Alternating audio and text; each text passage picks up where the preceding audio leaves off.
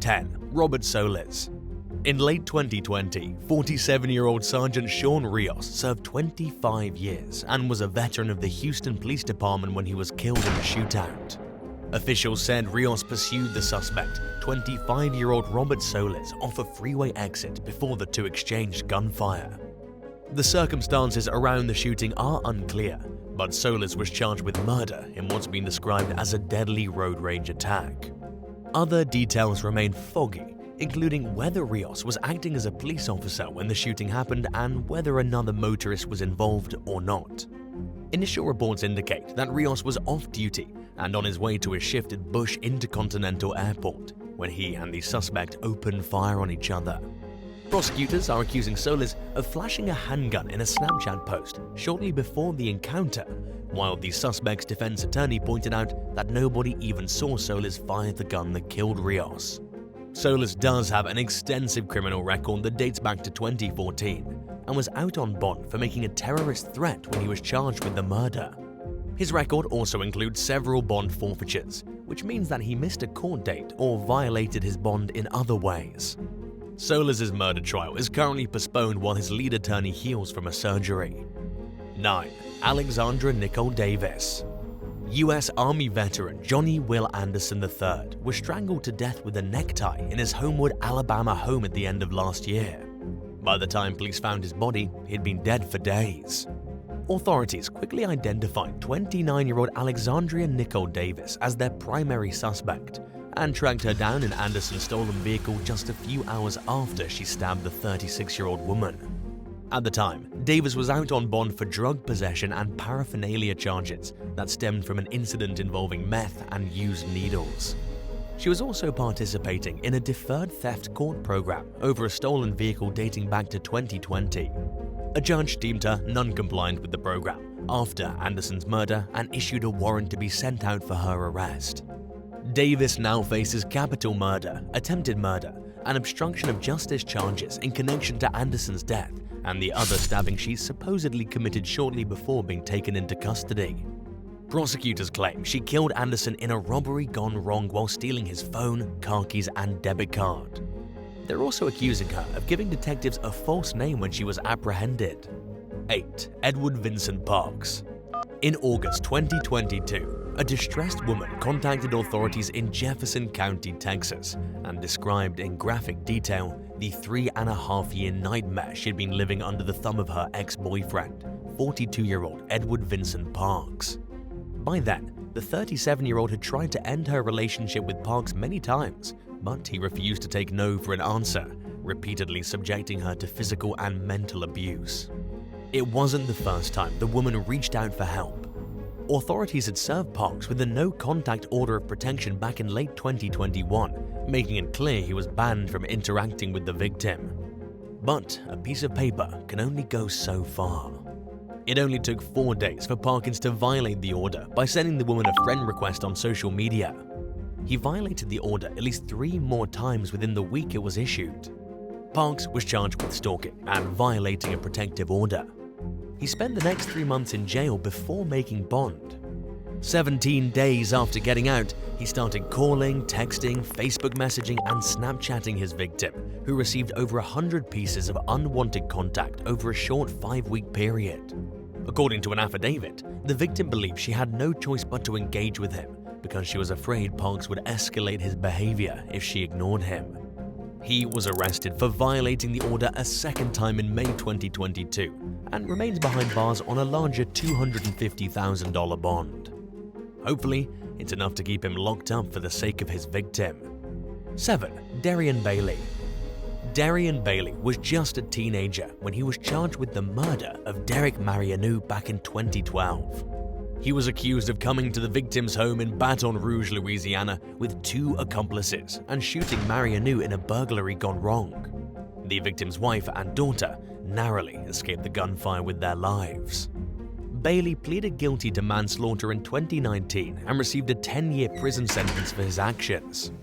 But he served just a fraction of the time before being released in 2022. Shortly after regaining his freedom, Bailey was charged with attempted murder in connection to a shooting from 2018. He pleaded not guilty and was released on a $300,000 bond. Just days later, after posting the bond, he fled from police and was involved in a chase that ended with the death of a passenger in his own vehicle. According to the most recent update, Bailey was hospitalized after a crash that resulted from the pursuit. It's unclear whether he faces charges in relation to this incident or not. 6. David Carco. In early 2022, officers from the Los Angeles Police Department, LAPD, responded to a 911 call at the home of the White Lotus star Alexandra Daddario. When they arrived, they found a man who TMZ later identified as 24-year-old David Carco outside the property.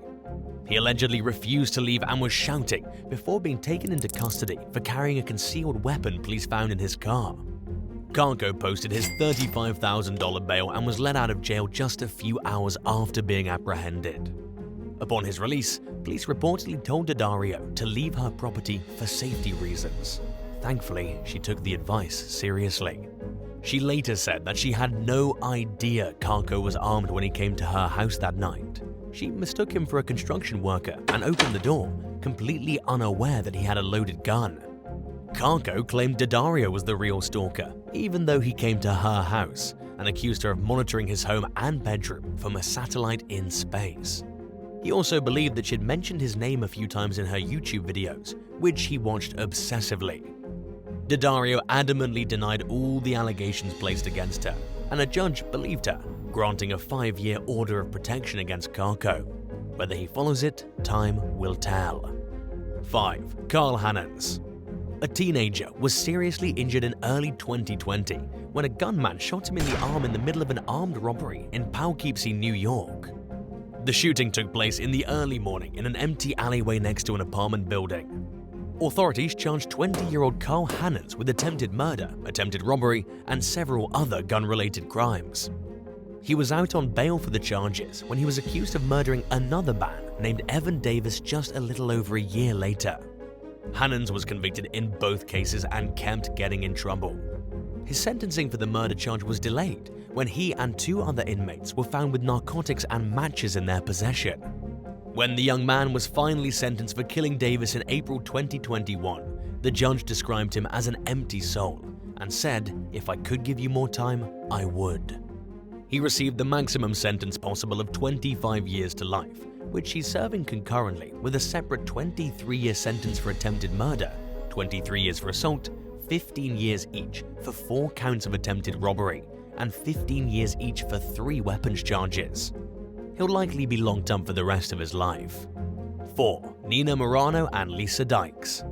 23-year-old Maricela Botello Valadez was last seen in Dallas, Texas during late 2020.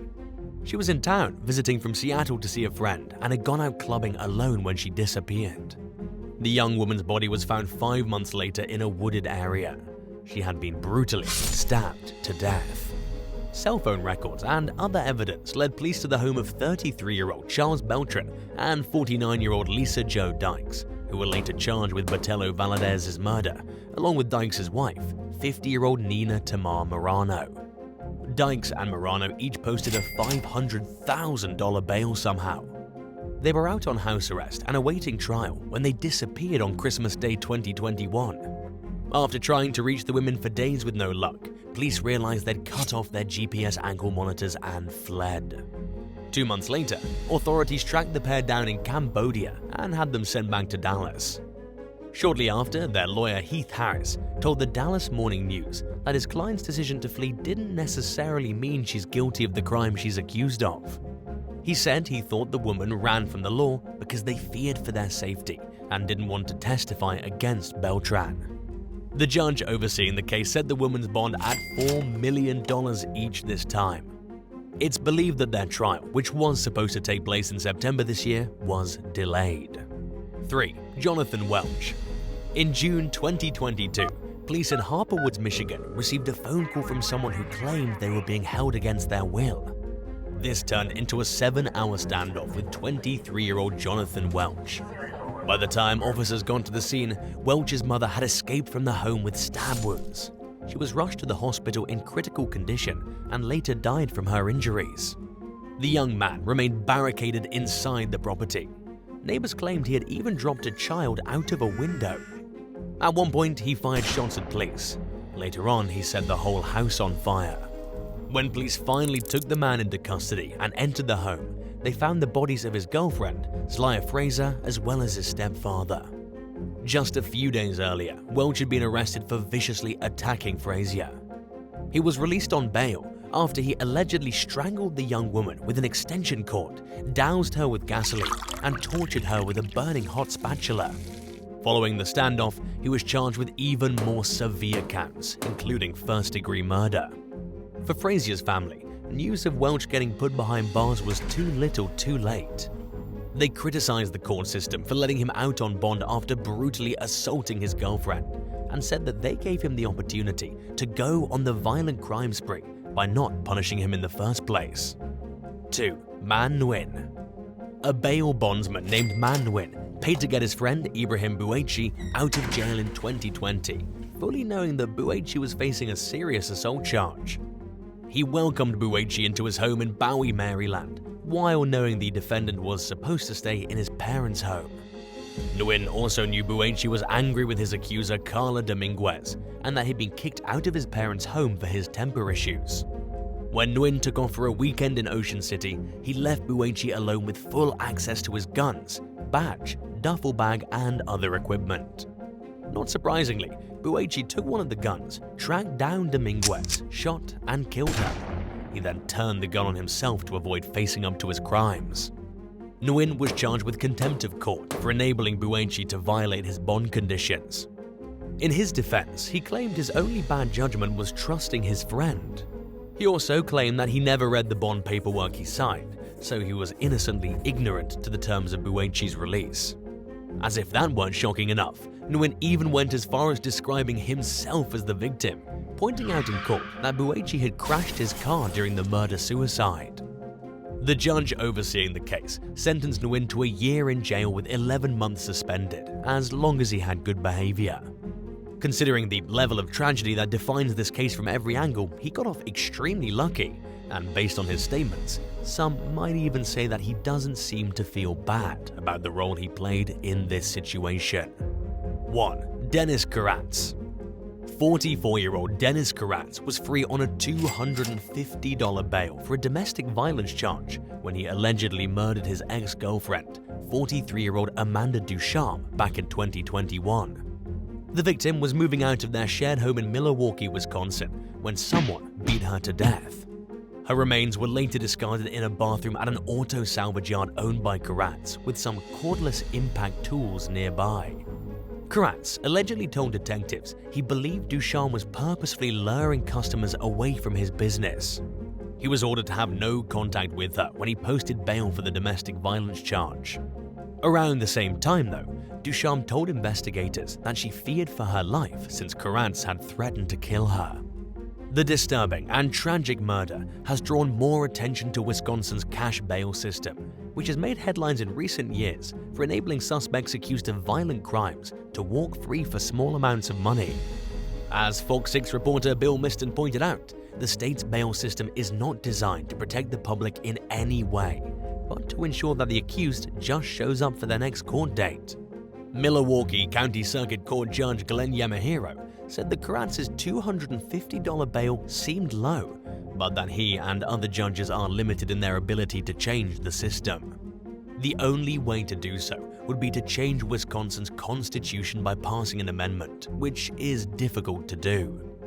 But some state lawmakers are determined to bring at least some protection to the public by imposing minimum bail amounts for some crimes. Passing these added measures may prove to be an uphill battle, especially during a time when many states in the US are easing back on bail laws. But many believe that holding offenders like Karatz to higher accountability could be a life-saving preventative measure. Thanks for watching. What do you think about the bail situation happening in Wisconsin right now? Let us know what you think in the comments below, and don't forget to subscribe. See you next time. Bye.